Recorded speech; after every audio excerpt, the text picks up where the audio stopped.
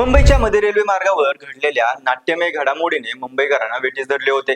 एका दुर्दैवी घटनेनंतर रेल्वे कर्मचाऱ्यांनी केलेल्या आंदोलनामुळे मध्य रेल्वेची वाहतूक सेवा पूर्णपणे कोलमडली होती, ज्याचे तीव्र पडसाद प्रवाशांच्या संतापातून दिसून आले। या घटनेची सुरुवात स्टँड हर रोड स्टेशन जवळ झालेल्या एका भीषण अपघाताने झाली। येथे एका धावत्या लोकल ट्रेन मधून पडून एका 19 वर्षीय तरुणीचा जागीच मृत्यू झाला। या अपघातात तिची आई देखील गंभीर जखमी झाली आहे। गर्दीच्या वेळी दरवाजात उभ्या असलेल्या या मायलेकींचा तोल गेल्याने ही दुर्दैवी घटना घडली। या दुर्दैवी अपघातानंतर रेल्वे प्रशासनाने तातडीची कारवाई करत सिग्नल लिंक विभागातील 2 अभियंत्यांना जबाबदार धरून त्यांच्यावर निलंबनाची कारवाई केली। प्रशासनाच्या याच कारवाईचा निषेध करण्यासाठी रेल्वे कर्मचारी आक्रमक झाले। छत्रपती शिवाजी महाराज टर्मिनस येथे रेल्वे कर्मचाऱ्यांनी एकत्र येत अचानक काम बंद आंदोलन सुरू केलं। कर्मचाऱ्यांनी ऐन गर्दीच्या वेळी पुकारलेल्या या आंदोलनामुळे मध्य रेल्वेची वाहतूक सेवा पूर्णपणे विस्कळीत झाली होती।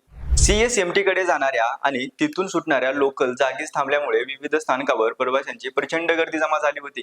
या आंदोलनाचे थेट पडसाद ठाणे स्थानकावर उमटले। लोकल सेवा ठप्प झाल्यामुळे तासभर ताटकळत उभ्या असलेल्या प्रवाशांचा अखेर संयम सुटला आणि संतप्त प्रवाशांनी रुळावर उतरून रेल रोको आंदोलन सुरू केलं। त्यांनी रेल्वे प्रशासनाविरुद्ध जोरदार घोषणाबाजी करत आपला संताप व्यक्त केला।